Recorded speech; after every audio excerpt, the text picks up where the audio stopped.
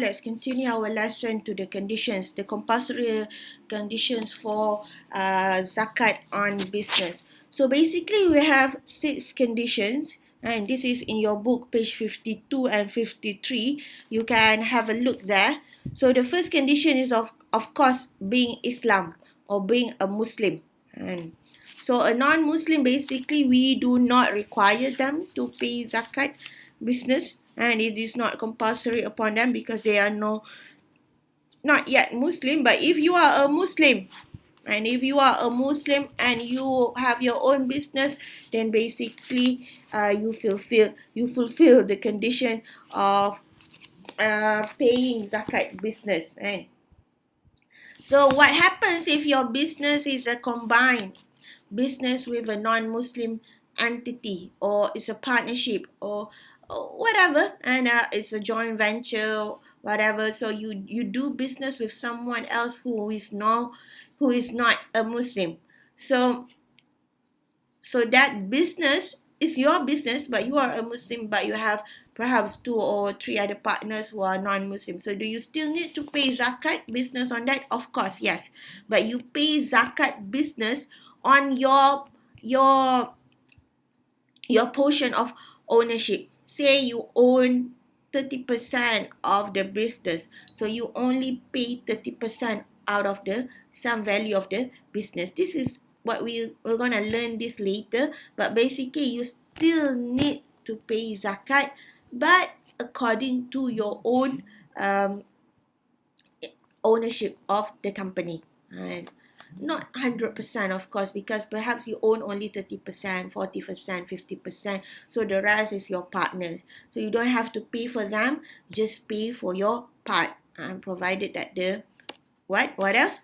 Provided that the business is in a halal business. Okay, so this is when we go to the next condition. The second condition, the wealth and the service, or basically the business, must be halal. So a halal business could be producing something, or perhaps you are not producing something, you produce services, you give out services. Whatever it is, it must be halal. It must be halal. So what happens if you conduct a business and your business is not halal? You are a Muslim, but you are conducting business, you are doing business, you open up a business and it's not halal. So do you still need to pay zakat? Of course not. Of course not. But still it is sinful for you. Because as a Muslim, you shouldn't be opening up a non-halal business, or basically a haram business. And so there's only halal or haram business. So if you are a Muslim and you are conducting in a non-halal business, for example, you produce processed pig meat, khinzir, and daging babi. You produce, and you are a Muslim, but you produce khinzir meat or pig meat, and for production, tin, halal meat, whatever. And so of course you don't need to perform zakat on that, but you are considered as sinful because you shouldn't be opening up business in that. You shouldn't be mengumpul harta dalam benda yang haram, because basically in Islam, haram things is not considered as wealth in Islam. I've told you this in class so many times, that haram things are not considered as wealth in Islam. If you have, say, liquor, alcohol, liquor, khinzir, or what else? Drugs, all of these haram things, and it is not considered as wealth. Even though you have a warehouse, satu gudang, a warehouse full of liquor, penuh dengan arak, and in terms of money, it costs around billions of ringgit. But in Islam, it is considered as zero, and it has no value in Islam. All haram thing has no value in Islam. So how are you going to to give zakat on something that is valueless, that has no value in Islam? And So basically, my point is not for those people who open up haram business to, to avoid. So now I don't have to pay zakat. No, the point is you need to change your business lah, and you need to repent and bertaubat dan buat halal business. Okay, but what happens if your business is, there's a mixture, not a mixture, perhaps it's um some haram elements in your business. So it's not totally 100% haram, but there's some entity or some portion of it is haram. So do I need to pay zakat? Okay. So of course you still need to pay zakat, but you need to eliminate or to deduct all these haram things. Perhaps you are doing business, but you are taking conventional insurance. Perhaps, no. This is only an example. So you have this conventional insurance, and that gives dividend, or the dividend is of course considered as not totally haram, but of course it's bercampur lah. It's a mixture of halal and haram. So basically we do not accept it, and so you need to eliminate. So deduct and potong mana yang haram ni, and then take solely the halal portion, and of course we have the method, and after the how, and after it reaches the nisab, and after that if you still qualify for zakat, and then go pay zakat.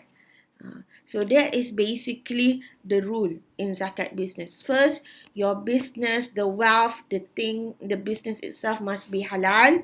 And if you are doing haram business, so you must repent and stop altogether and start a new halal business. And if your business is a mixture, or there's some entity of it which perhaps you don't like it, but you have a small portion of haram in your business, just eliminate those haram things, and then deduct it, and then just pay zakat on the halal things. So that is how we conduct, how we perform zakat business.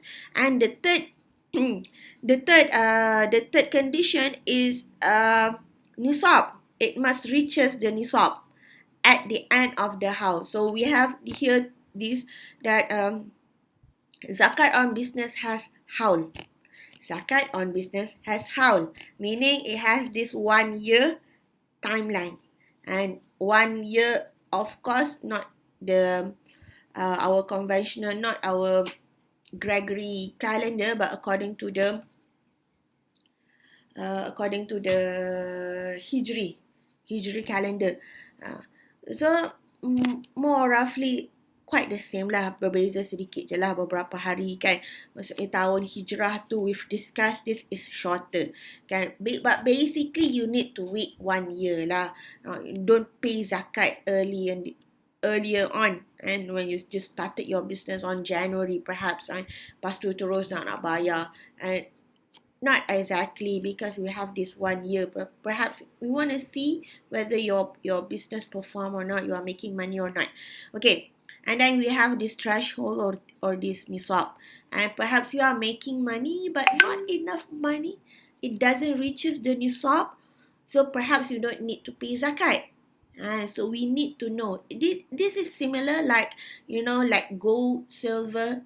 You have gold, it doesn't really mean that you need to pay zakat on gold. We need to look first whether it reaches the nisab or not. So if you have business, it's halal, you are Muslim, so we need to look at the end of the house, at the end of the year, whether you reach the nisab or not. Whether perhaps your business is making money but it doesn't reach the nisab, so you don't have to pay zakat. So we have this condition. So how much is the nisab? And for business, we are following the nisab for gold, which is 85 gram or 20 misqal.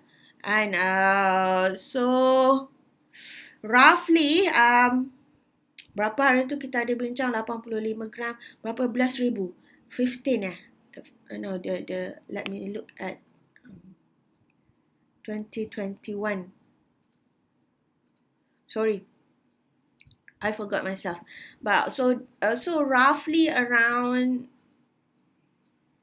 15, 16, 17,000. And if I forgot myself. But meaning we are following the nisab for zakat. For gold. For gold. So if after, calculating everything, your the amount reaches this amount, then you are required to pay zakat. If not, then you are exempted. You don't have to pay zakat for that year. Perhaps the next year you need to pay zakat. Okay. Okay, how? I've talked about you on how, and of course you need to wait until the end of the tenure or the year, because that's when we know whether you are making money or not, and just to be fair for everyone. And tak adalah terus buat business, terus kena bayar zakat, terus kena kira. Of course you need to give time, right? So after a year. And that is number 4. And number 5, the next condition is that the business that you are conducting is a productive business. Or in Islam we call it an-nama. In Arabic we call it an-nama, meaning it's a growing business. It's making money, it's making profit.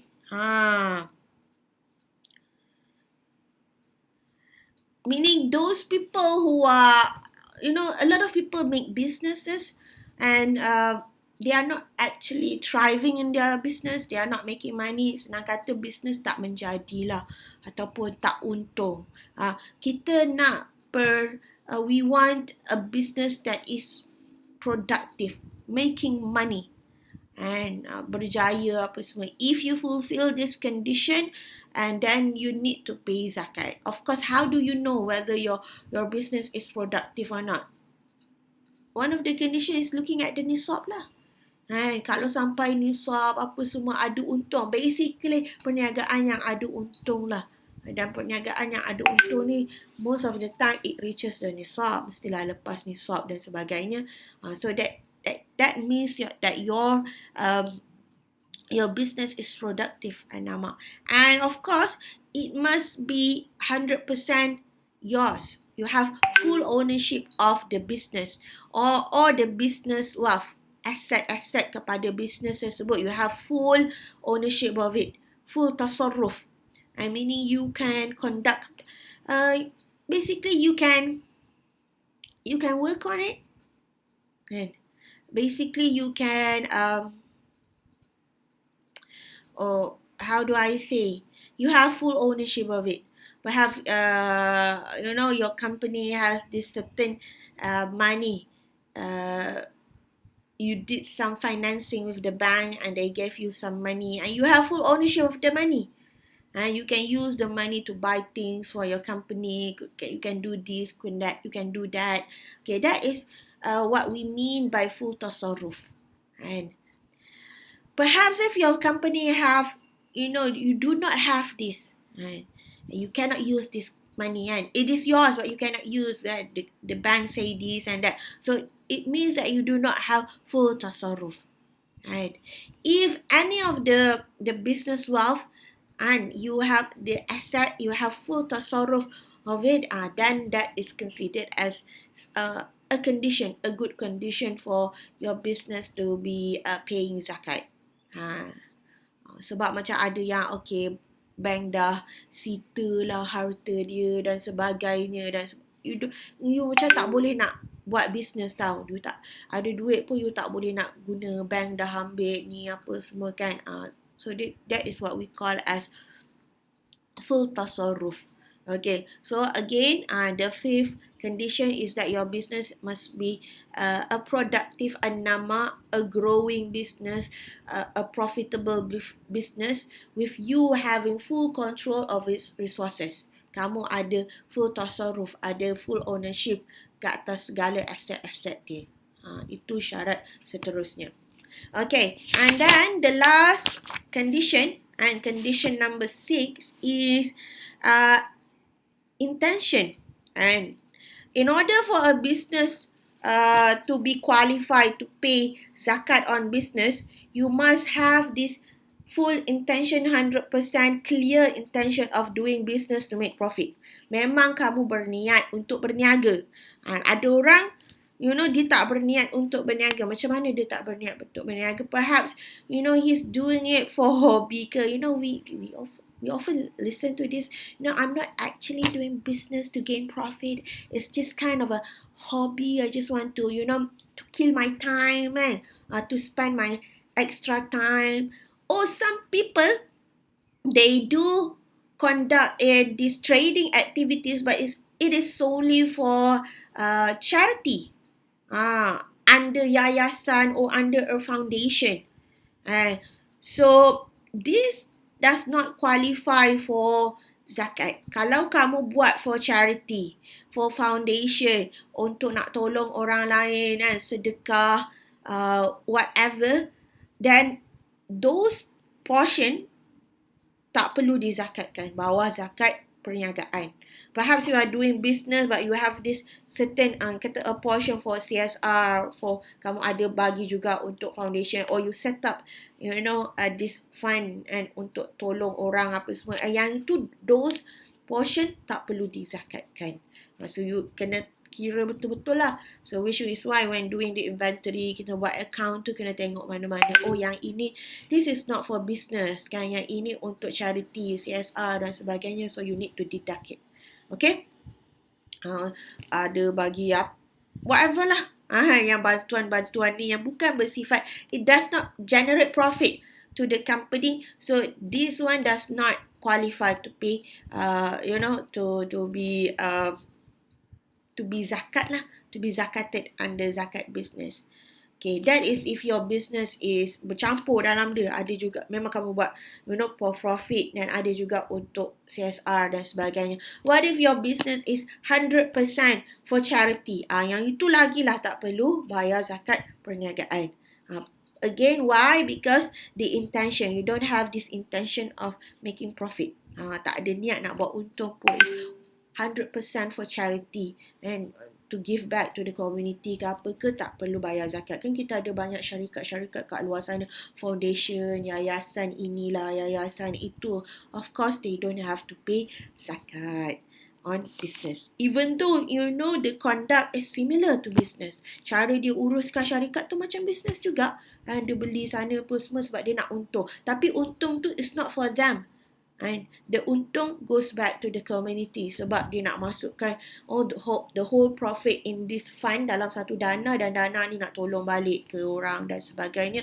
Of course, yang itu tak perlu zakat. And this also goes to those people who perhaps in the company yang tadi saya cakap, you are making business for profit and dan kamu ada portion, you have this certain portion for charity, then you need to deduct it. But of course, if you make purchases for yourself, for private use, yang itu pun sama, tolak. Basically, you can't use the company's money for your private purchases. Tapi something yang bukan untuk kegunaan company, for personal use, basically, you need to kena kira lah, kena keluarkan. Basically macam tu. So, my point is, we need to calculate the whole asset, liability, apa semua yang solely for business. Yang bukan untuk charity, yang bukan juga untuk personal use. Dan memang niat dia untuk business. Okay, that's my point. So that's all on the conditions for business zakat, for zakat on business. First, a quick recap. First, you need to be a Muslim, and the wealth and the services, the business itself need to be halal, and it needs to reach the nisab, and the nisab we follow the nisab on gold, which is 85 gram, and so you can look up our current nisab, and that it must reaches the haul, and it must be a productive or a namak business, a business that is making money, profitable, and you have full tasarruf, you have full ownership of all the assets, and then you have this intention clear and 100% intention of doing business. Okay, and again, I've talked before, if it's a bercampur and with a non-Muslim entity, you need just to quantify yours lah, bayar yang untuk for your portion only. Okay, thank you.